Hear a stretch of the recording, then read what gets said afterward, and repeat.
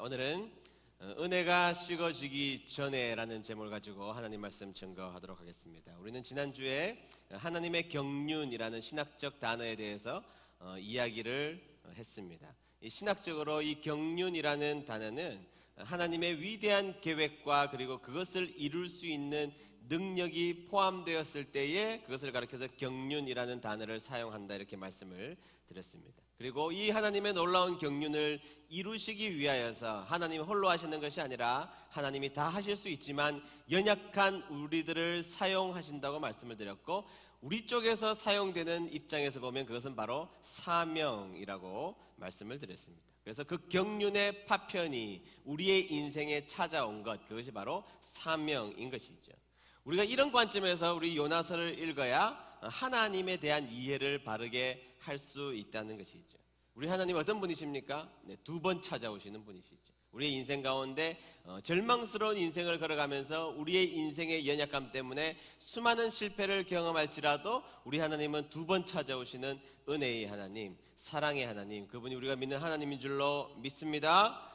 그런데 그런 연약함을 사랑하시기는 하시지만, 그러나 하나님이 우리에게 주시는 그 사명을 바꾸시지 않는다는 말씀을 드렸습니다. 왜냐하면 그 사명은 경륜과 동일한 단어를 사용하고 있고, 그래서 우리가 연약할지라도 우리에게 능력 주시고 힘 주시지 우리의 사명의 수위를 조절해 주시는 분이 아니라는 말씀을 드렸습니다. 자, 오늘 다시 사명을 두 번째 사명 받은 이 요나에게로 한번 찾아가 보도록 하죠. 자, 두 번째 찾아오신 하나님께서 이 요나에게 어떤 사명을 주시느냐? 자, 동일한 사명을 주시죠. 니느웨로 가서 그곳을 향하여 회개할 것을 요청해라 라는 명령을 받았습니다. 자, 이 명령을 받아들은 이 요나는 이 명령 앞에 온전하게 순종했을까요? 안 했을까요?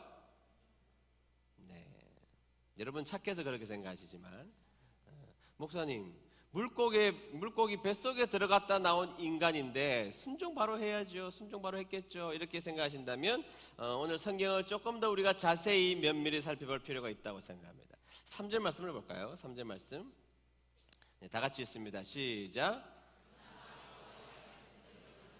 니느웨로 가니라. 니느웨는 사흘 동안 걸을 만큼 하나님 앞에 큰 성읍이더라. 아멘. 자, 성경은 요나가 사명을 감당하는 이 장면 속에 의도적으로 한 가지 이야기를 심어놓고 있음을 우리가 발견할 수가 있습니다. 그것이 뭐냐 하면 이 니느웨라는 도시의 크기를 성경은 의도적으로 집어넣고 있다는 것을 여러분들 기억하고 계셔야 돼요. 이 니느웨가 얼마나 크냐? 성경에서는 사흘 동안 걸을 만큼 하나님 앞에 큰 성읍이더라. 사흘 동안 다녀야 이 둘레의 길이를 측량할 수 있을 만큼의 큰 도시임을 지금 이 성경 기자는 우리에게 증언해 주고 있다는 사실을 기억해야 합니다. 여러분, 지금처럼 표준형 도량형이 없던 시절 아니겠습니까? 표준 도량형이 없던 시절이었기 때문에 한 도시가 얼마나 큰지에 대해서 설명하기 위해서 필요한 잣대가 바로 오늘 읽었던 이 잣대의 말씀이었던 것이죠.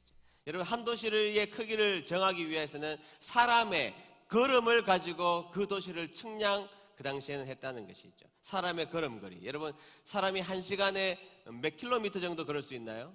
물론 빨리 걷는 분도 계시지만 보편적으로 5km, 평균적 거리를 보면 한 5km 정도를 걷지 않을까, 이렇게 생각이 됩니다. 자, 하루에 5km, 한 시간에 5km를 걷는 사람이라면 그 당시에 해가 뜰 때부터 일출로부터 해가 질 때까지 일몰까지의 시간을 평균 내면 12시간쯤 되지 않겠습니까? 자, 그렇다면 한 사람이 하루에 걷는 거리라고 말하면 약 12 곱하기 5 하면 얼마가 나오죠? 그렇게 어려운 문제 아닙니다. 60km가 나오죠. 그러니까 하루 정도 걸으면 60km쯤 되는 것이죠. 그런데 3일 정도 걸어야 된다 그랬으니까 총 길이가 어느 정도 될까요? 180km가 되는 것입니다. 니느웨 도시의 둘레의 길이가 180km가 되는 엄청나게 큰 도시였음을 성경에서는 밝히고 있어요. 그런데 중요한 것은 여러분, 우리가 이렇게 말해도 그 도시의 크기가 가늠이 안 된다는 것입니다. 자, 우리 서울, 우리 대한민국의 특별시, 수도인 서울특별시의 둘레가 어느 정도 될까요? 약 90km가 됩니다. 그러니까 서울의 둘레가 90km예요. 지름은 얼마나 될까요? 나누기 3.141592 하면 되잖아요. 그러면 23, 4km 원주율 몰라요? 파이? 네, 그러면 이제 23, 4km가 되겠죠. 네, 서울의 둘레가 90km 정도인데 그것의 더블 스코어, 2배가 되는 큰 도시였다는 것입니다. 역시 지름도 50km가 넘는 굉장히 큰 도시가 바로 니느웨였다는 것을 성경에서는 의도적으로 설명하고 있다는 것이죠. 그러니까 굉장히 큰 도시입니다. 그러면 여러분 한번 생각해 보십시오. 둘레를 도는데 180km, 사람이 3일간 다녀야 됩니다. 자, 그곳에 하나님의 복음을 전하려면 3일이 걸릴까요? 3일 이상이 걸릴까요? 3일 이상이 걸릴 것이 너무나 분명하고 자명한 사실인 것이죠. 자, 서울만 생각해 보십시오. 여러분 서울에다가 그냥 적당하게 복음을 전한다고 생각해 보십시오. 여러분들의 목소리의 데시벨이 워낙 커서 소리를 지르면 반경 200km를 다 커버할 수 있는 목소리라고 생각하시고, 자, 그 정도의 목소리일지라도 서울을 샅샅이 다니는데 3일이라는 시간은 그렇게 많은 시간이 아닐지 모르겠습니다. 자, 그런데 그것보다 훨씬 더 2배나 큰 도시인, 면적으로 보면 더 큰 도시였겠죠. 그 큰 도시인 니느웨를 3일 정도 둘레를 돌아야 될 도시면은 3일 동안 다닐 수 있나요? 아니면 3일이 지나서 일주일, 보름, 한 달 정도는 시간이 걸릴까요? 전자입니까? 후자입니까? 당연히 후자죠. 더 많은 시간이 필요했을 것임은 너무나 자명하고 분명한 것입니다. 그런데 여러분, 성경에서는 의도적으로 이 니느웨라는 도시의 크기도 적어 놓았지만 성경은 의도적으로 이 요나가 사역한 날수도 정확하게 기록하고 있다는 것입니다. 자, 4절 상반절을 보도록 하겠습니다. 다 같이 읽습니다. 시작. 요나가 그 성읍에 들어가서 하루 동안 다니며 외쳐 이르되 아멘. 자, 요나가 며칠 다녔다고요? 하루. 자, 둘레만 도는데 며칠 걸리는데? 3일 걸리는데 요나는 하루를 다녔다고 성경에서는 명확하게 기록하고 있어요. 자, 3일 동안 다녀야 될 그 무시무시한 큰 도시를 하루 만에 다녔다, 이렇게 말하고 있습니다. 어떤 분들은 또 이렇게 말하더라고요. 목사님, 3일 거리를 하루 만에 다녔으니까 열심히 뛰어다니는 열정을 말하는 거 아닙니까? 이렇게 말씀하시는 분은 사장을 몰라서 그래요. 사장을. 요나 사장까지 있다는 것을 모르시면 그렇게 설명할 수 있죠. 그렇지 않습니다. 여러분, 3일 길을 하루 만에 다녔다는 것은 그의 열정, 그 니느웨 도시를 사랑하는 마음 때문에 그렇게 다닌 것이 결코 아니라는 것이죠. 요나의 마음속에서는 그 니느웨가 구원받는 꼬라지를 보기 싫었던 것입니다. 그래서 근성근성 적당하게 다녔던 것이죠. 그래서 성경에서 우리에게 하고 싶은 이야기가 뭐냐? 3일 동안 다녀야 될 그 무시무시하게 큰 도시를 하루에 땡 치고 말았다는 것을 말하고 있습니다. 자, 그러면 여러분, 그 큰 도시를 하루 만에 다녔으면 최선을 다하여서 모든 곳에 복음이 전해졌을까요? 아니면 건성건성 다녔을까요? 건성건성 다녔다는 것이에요. 그거 말하고 싶은 것입니다. 3일 동안 다녀야 될 만큼 그 큰 도시를 하루 만에 다녔다는 것은 이 요나가 건성건성 사명을 형식적으로 했다는 것을 이야기해 주고 있는 것입니다. 자, 글쎄요. 3일 동안 가야 될 거리를 하루 만에 다녔는데 내용이라도 좋으면 이해할 수 있겠죠. 근데 성경은 그것도 역시 기록해 놓고 있습니다. 자, 그의 형식도 잘못되었습니다. 그런데 성경에서는 그가 복음을 전한 내용도 기록하고 있다는 것이죠. 여러분, 원래는 사명을 첫 번째 받았을 때에 하나님은 반드시 죄의 문제에 대해서 이야기했습니다. 죄의 문제. 1장 2절 하반절을 보겠습니다. 다 같이 읽습니다. 시작. 네, 죄의 문제를 분명하게 말씀하셨다는 말이죠. 어떻게 해야 됩니까, 그러면? 자, 죄의 문제를 말씀하셨어요. 그럼 어떻게 해야 되느냐? 그들을 구원시킬 목적이 있다면 회개하라고 막 이야기해야 되죠. 회개하라. 항상 성경에서는 심판에 대한 이야기가 나오고 하나님에 대한 심판에 대한 이야기, 그럼에도 불구하고 하나님께서 그곳에 전하라고 말씀하셨을 때는 반드시 죄의 문제를 다루고 회개의 문제를 다루었습니다. 수많은 선지자, 요한, 예수님 역시 마찬가지였고, 수많은 선지자들은 반드시 회개를 촉구하여, 회개해야 살잖아요. 그러니까 회개를 촉구해야 되는 것이 너무나 당연한 것임에도 불구하고 요나는 어떻게 전했을까요? 자, 회개해야 사는데, 그래서 회개의 메시지를 전해야 되는데 요나는 어떻게 전했다고 성경에서는 기록하고 있는지 4절 하반절을 보도록 하겠습니다. 4절 하반절 쉬운 성경으로 봅니다. 시작. 40일이 지나면 니느웨는 멸망한다 라고 백성에게 외쳤습니다. 아멘. 회개하라는 말이 없다는 것입니다. 그냥 니들은 망할 거야. 너희들의 악독이 하나님께서 철저하게 알고 계시니 우리 하나님 공의의 하나님이시니까 40일 지나면 여기에 곡소리 날걸? 40일 지나면 여기에서 곡소리 날 줄 알아 너희들 하고 돌아왔다는 거예요. 여러분, 선지자라면 하나님께서 선교사로 파송한 거 아닙니까? 여러분, 선교사로 요나를 니느웨로 파송했을 때에 그들에게 멸망의 메시지를 선포해야 돼요? 구원의 메시지를 선포해야 돼요? 구원의 메시지를 선포해야 됩니다. 구원의 메시지 속에서는 그들의 죄가 아무리 클지라도 여전히 당신들을 사랑하시는 하나님의 은혜가 있기 때문에 회개하면 산다, 그 얘기 해줘야죠. 그 얘기 해줘야 함에도 불구하고 요나는 그렇지 않았다는 것입니다. 그냥 너희들은 40일 지나면 멸망당할 거야. 40일 후에 한번 봐. 너희들에게 곡소리가 일어날 줄 알아. 하나님이 얼마나 무서운 분인 줄 아냐? 너희들은 망해야 돼. 그렇게 하고 돌아왔다는 거예요. 자, 그는 선교사로서 파송되었지만 그의 형식과 사명 그리고 내용 모두에서 사실은 온전한 복음을 전하지 못했던 것을 3절과 4절에서 우리에게 아주 중요한 정보를 포함해서 주고 있다는 것입니다. 즉 요나는 하나님이 주신 사명에 있어서 그 형식과 내용이 다 엉망진창이었다는 것이죠. 여러분, 도대체 왜 그랬을까요, 요나가?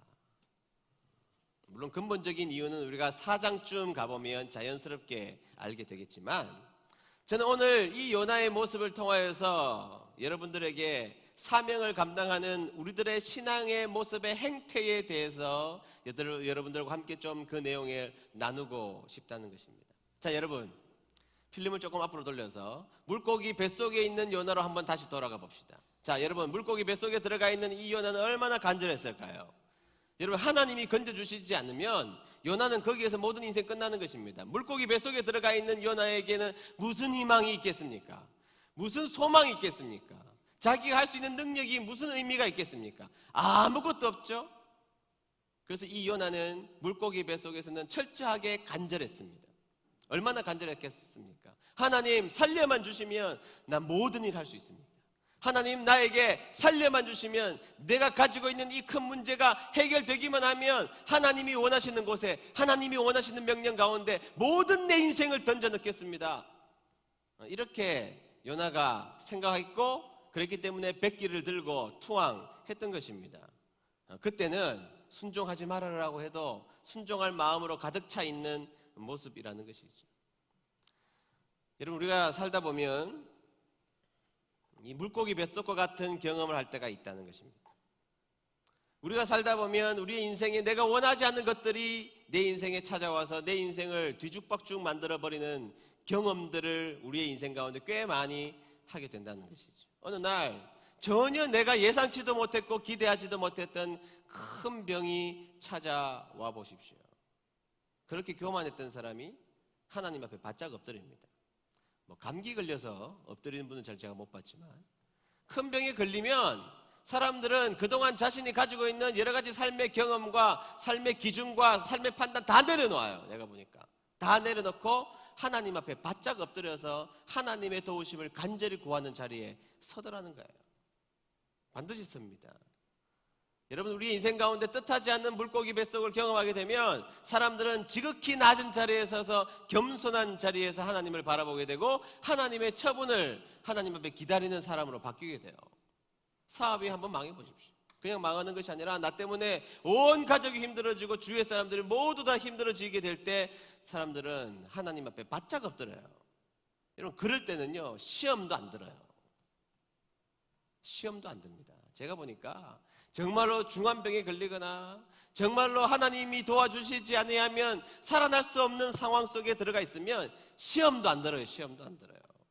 그때는 오로지 낮은 자리에서 하나님만 보게 되죠. 낮은 자리에서 하나님만 보는, 하나님만 만나는 그 자리에서는 시험도 안 든다니까요. 시험도 안 들어요. 오로지 하나님만 바라보고 하나님 앞에 충성을 다짐하게 된다는 것입니다. 그런데 여러분, 이렇게 물고기 뱃속 속에서만 우리가 그런 것을 경험하는 것이 아니라 한 번 더 경험할 때가 있어요. 언제냐면 우리가 큰 은혜를 받으면 그래요. 큰 은혜를 받으면 하나님 앞에 바짝 엎드린다고요. 여러분, 이사야 선지자도 왕족 아니에요? 왕족. 큰 은혜를 받을 때 하나님의 존전 앞에 서 있을 때에 하나님 내 입술을 숯불로 지져주십시오 그랬잖아요. 그렇죠? 하나님은 예수님을 만났던 수많은 사람들이 주여 저는 죄인이로소이다 저를 떠나가십시오 그랬단 말이죠. 그러니까 여러분, 큰 은혜를 경험하면, 하나님이 나에게 다가오시는 놀라운 은혜를 경험하면 땅바닥에 바짝 엎드린다고요. 왜? 그 밑에 들어가서 하나님 앞에 철저하게 순종하는 자리에 서게 되는 것, 그것이 은혜를 받은 자의 모습이라는 것이죠. 근데 여러분들이 그 큰 은혜를 받았던 적이 도대체 언제였습니까? 여러분, 그때를 한번 기억해 보시죠. 여러분들이 그 은혜를 받아서 그 뜨거운 열정과 그 불타는 사명감으로 살아갔던 여러분들의 때가 도대체 언제였습니까? 기억나십니까? 큰 집회 때도 좋고 예배 때도 좋고, 여러분들이 첫 번째 하나님 앞에 큰 은혜를 받거나, 그리고 하나님께서 주시는 놀라운 은혜가 다시 한 번 더 각인되어서 그 놀라운 은혜 앞에 압도된 적이 여러분 언제였습니까? 저는 너무나 명확하게 기억납니다. 제가 예수님을 처음 만났을 때에 그분을 나의 구주로 모셨던 중학교 2학년 때는 잊을 수가 없는 것입니다. 말로 다 할 수 없는 눈물만 쏟아졌어요. 바닥에 바짝 엎드려서 하나님 앞에 눈물만 쏟아졌어요. 제가 죄인이라는 사실을 그때 비로소 알았습니다. 여러분, 저는 그렇게 큰 죄를 인생에서 그전에는 짓고 산다고 생각도 안 했습니다. 그리고 그렇게 저는 사람들에게 비난받을 일도 거의 해본 적이 없는 사람이에요, 솔직히. 여러분들 어떻게 생각할지 몰라도. 저는 어릴 때부터 표창장은 제가 다 받았고, 우등상 했고, 품행이 방정하다는 이야기, 방정 맞다 말고 방정하다는 이야기를 항상 들어오면서 자랐기 때문에 저는, 그리고 중요한 것은 간이 작아요. 죄를 못 져요. 저는 큰 죄를 지어본 적이 없어요. 일단 간이 작은데 무슨 죄를 지었습니까? 그러니까 저는 그렇게 하나님 앞에 죄인이라고 생각해 본 적이 없는데, 그 크신 하나님의 은혜를 마주 대었을 때 땅바닥에 바짝 엎드려서 세상에서 가장 나쁜 놈이 나였더라고. 행동하지 않았지만 제 마음속에 그 하나님 앞에 제가 두려운 몸소리를 치면서 하나님의 진노를 보았고, 그 속에서 하나님의 은혜가 나를 압도하고 하나님의 은혜가 그 진노로부터 보호하고 있음을 제가 깨달으면서 하나님 밑에 바짝 엎드려서 눈물을 흘리며 기도했던 적이 있습니다. 그때 여러분, 중학교 2학년 때 하나님 앞에 하나님 다 드릴게요 그랬거든요. 제가 하나님 다 드릴게요. 그런데 드릴 게 없어요, 제가 보니까. 그래서 주님 저 가지세요. 저 하나님 앞에 별로 쓸모도 없고 전기도 못 만지고 아무것도 쓸모도 없지만, 그러나 그 당시에는 드릴 거라고는 저밖에 없어. 저밖에. 우리 집에 재산도 없고 집도 우리 집도 아니고 차도 없고 아무것도 없으니까 주님 저라도 가지십시오. 제가 평생 주님 앞에 헌신하겠습니다 하고 주님 앞에 저를 홀딱 정신이 은혜 받아서 잠시 좀 나갔을 때 드렸던 것이 있죠. 그래서 여러분, 제가 하나님 앞에 저를 들여놓고 가만히 아무리 생각해도 하나님을 위해서 뭐라도 해야 되겠더라고요. 그때는요, 뭐라도 하지 않으면 이 마음이 견딜 수가 없었어요. 뭐라도 해야 되겠다. 그래서 제가 뭐 했는 줄 아세요? 제가 자전거를 타고 중학교까지 갈 때 길이가 40분 정도 자전거를 타고 가야 되거든요. 그 40분 동안 제가 기도했습니다. 교회 학생회 회원들 이름을 하나부터 끝까지 다 불러가면서 기도를 했어요. 물론 눈 뜨고 기도했죠. 눈 감고 기도하면 큰일 났죠.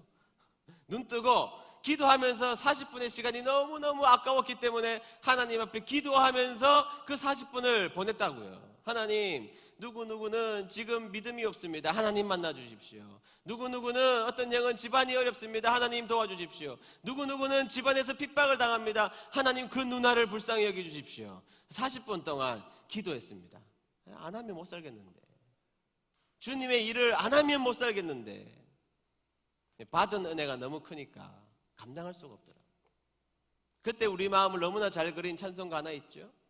143장입니다. 1절 가사가 이렇습니다. 웬 말인가 날 위하여 주 돌아가셨나, 이 벌레 같은 날 위에 큰 해 받으셨나. 이 은혜 받기 전에는 모르는 말입니다. 벌레는 무슨 벌레예요? 만물의 영장인데, 우리가 만물 위에 가장 뛰어난 존재가 우리인데 벌레라고요? 그러나 여러분, 은혜를 각성하면 그것을 압니다. 이 1절은 은혜를 받아본 사람은 누구나 동의하는 구절이에요. 4절을 보면 나 십자가 대할 때에 그 일이 고마워. 그렇죠, 여러분? 내가 십자가를 받을 자격이 없잖아요. 그분이 왜 돌아가세요, 나를 위해서? 그분이 저 십자가에 왜 못 박히셔야 되냐고요. 내 십자가 대할 때에 그 일이 고마워. 내 얼굴 감히 못 들고 눈물 흘리도다. 절정은 5절입니다. 5절에 이렇게 되어 있습니다. 늘 울어도 눈물로써 못 갚을 줄 알아. 어떻게 갚아요? 어떻게 갚습니까? 어떤 시인은 바다를 먹물 삼고 하늘을 두루마리 삼아 그 크신 하나님의 은혜 다 기록할 수 없다고 표현했지 않습니까? 그러니까 그 크신 하나님의 은혜를 운다고 갚아집니까? 늘 울어도 눈물로써 못 갚을 줄 알아. 그 다음 가사가 몸밖에 드릴 것 없어 이 몸 바칩니다. 여러분 처음에 큰 은혜를 강렬하게 만났을 때에 있는 거 다 드렸을 거예요 아마. 그런데 그 당시에 나를 가만히 보니까 하나님 앞에 드릴 수 있는 것이 아무것도 없어요. 아무것도 없어요. 그래서 주님 앞에 주님 저 그냥 쓰세요. 저의 일생을 주님 그냥 쓰시라고 내드린 것이 있죠. 여러분 우리의 인생 가운데 뜨거울 때는 사명의 크기가 상관이 없어요. 목사님 이 사명은 내가 좀 감당하기 어려울 건데요. 그러면 여러분들의 은혜가 떨어졌다는 반증일 수 있어요. 정말 큰 은혜를 대했을 때 중학교 2학년짜리가 40분 시간이 아까워서 자전거를 타며 온 교회 식구들을 위해서 기도하던 사람이 은혜를 받은 사람들의 모습이에요. 은혜를 받으면 사명의 크기 따위는 아무런 의미가 없습니다. 사명의 난이도를 따지고 있다면 그것은 하나님의 은혜를 금방 만난 사람이 아니에요. 하나님을 뜨겁게 만난 사람은 그 사명의 크기가 때로는 내 인생에서 감당하기에 벅찬 크기의 크기일지라도 그 사명을 감당하면 할수록 내 마음속에 부담감이 찾아올지라도 은혜가 훨씬 더 크다는 자각 때문에 하나님 앞에 갚기 위하여서 해낸단 말이죠. 그러니까 여러분 뜨거울 때는 문제될 게 아무것도 없어요. 은혜 받은 사람은 제가 다시 한번 이야기하지만 시험에 들지도 않아요. 은혜를 뜨겁게 경험하는 그 상황을 지나갈 때는 시험이 오나 겁없네. 기쁨의 근원 되시는 예수님을 만났는데 무슨 시험이 옵니까? 시험이 와도 겁없는 거예요. 그렇게 걸어가는 것입니다. 그런데 여러분 언제가 문제인 줄 아세요? 그 뜨거운 마음이 식어지기 시작할 때부터입니다. 그렇게 뜨거워서 하나님을 위하여서 애를 써서 기도하고 주님을 위하여서 헌신하고 충성하고자 하는 뜨거운 마음이 있었는데 그 마음이 식어지면 내 자의식이 올라온다고요. 하나님에 대한 은혜의 자각이 땅바닥에 떨어지기 시작하는 순간 내 자의식은 하늘을 향해서 올라가기 시작해요. 자, 그렇게 내 자의식이 올라가는 순간 우리는 하나님 앞에 온전한 순종을 해드리지 못하는 사람으로 전락해버리고 만다는 것이죠. 작은 일에 흔들리고 작은 것에 시험에 빠지고 아무것도 아닌 일에 나의 사명을 놓아버리는 사람이 되어버리고 만다는 것입니다. 식어지는 게 문제예요. 제가 고등학교 3학년 때인지 대학교 1학년 때인지 정확하게 기억이 안 납니다.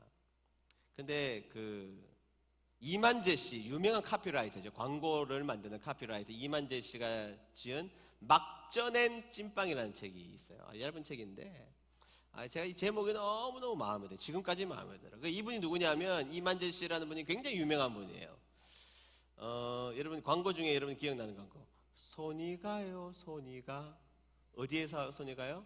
새우깡에 손이 가요. 이 광고 만든 분이에요. 아직까지 못 잊잖아요. 이게 몇 십 년 전의 광고인데 지금도 못 잊죠. 사나이 울리는 농심. 네, 뭐 그런 거. 인심 좋은 안성댁 무슨 탕면? 네, 그런 것을 만든 분이에요. 그러니까 완전히 이분이 만들었다 그러면 데이트예요, 데이트. 아직까지 기억나잖아요, 우리가. 이뿐만 아니에요. 제가 소개하면 이분이 만든 카피, 광고 카피가 얼마나 대단한 카피인지 모르는 것이죠. 그런데 이분이 늦지막히 예수님을 만나요. 그 당시에 제가 굉장히 늦었다고 생각했는데 40대 후반이었더라고요. 그러니까 제가 지금 그 나이가 됐잖아요. 제가 19살, 20살 때니까 굉장히 늦은 나이에 늦가기 크리스찬이라고 제가 생각했는데 그렇지 않더라고요. 어쨌든 근데 본인이 그렇게 설명하는 거예요. 그런데 본인이 예수님을 처음 만난 그 상태를 자신을 표현하는 말, 그것이 바로 막져낸 찐빵이라는 거예요.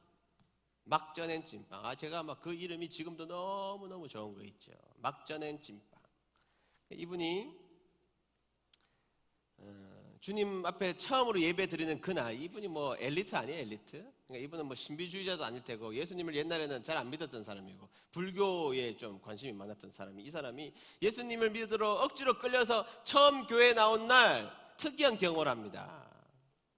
이분이 만성 두통이 그렇게 심했는데 예배 드리는 날 머리가 맑아지는 느낌을 처음으로 받았다는 것이죠. 그리고 이상하게 주일이, 그 다음 주일이 기다려지기 시작하더라는 거예요. 사실 이게 처음 나오면 어색하거든요, 굉장히. 어색한 자리인데, 그 다음부터는 이 주일이 그렇게 기다려지는 인생이 되었다는 것입니다. 그리고 오랫동안 고질병이었던 불면증이 그날 이후로부터 잠을 자는 인생으로 바뀌었다는 거예요. 그리고 자신의 영혼에 무엇인가 모를 케어펀치 같은 것이 자신의 인생 가운데 맞아서 자신이 그로기 상태가 되었다는 느낌을 받았던 것이죠. 그래서 자신의 입에서는 이상하게도 예수님 사랑해요, 예수님 사랑해요 라는 말이 저절로 흘러나오기 시작했다는 것입니다. 이때 자신을 표현한 말, 그것이 바로 막져낸 찐빵이라는 거예요. 막져낸 찐빵. 여러분, 은혜를 받으면요 사람이 말랑말랑해지죠. 따뜻해진단 말이에요. 은혜를 처음 받았을 때 여러분 말랑말랑해지고 따뜻해지고 사람들에게 좋은 영향을 끼치는 막져낸 찐빵 같은 인생으로 살다가, 문제는 금방 쪄내어 놓으면 인기도 좋고 굉장히 의미 있는 존재인데 시간이 지나면 지날수록 이 찐빵이 식어진다는 거예요. 식어지고 그 뜨끈뜨끈한 찐빵이 식어지고 딱딱해지고 나중에는 냉동실에 들어가는 냉동찐빵들이, 냉동찐빵. 여러분 냉장고 한번 열어보세요. 들어가 있습니다. 냉동찐빵, 냉동만두 다 들어가 있어요. 그거 먹으려면 부흥회 한번 해야 돼요. 부흥회. 전자레인지에 돌리든지 부흥회 한번 해야 되는데, 부흥회 해야 써먹을 수 있어요. 그렇죠? 여러분 냉동찐빵, 냉동만두는요 부흥회 크게 해야 써먹을 수 있어요.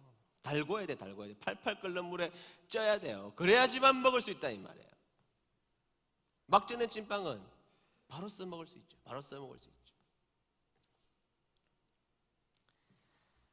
여러분, 요나가 물고기 뱃속에서 백기투항했죠. 어쩔 수 없으니까, 다른 방법이 없으니까, 다른 희망이 자신에게 없으니까 백기투항했습니다.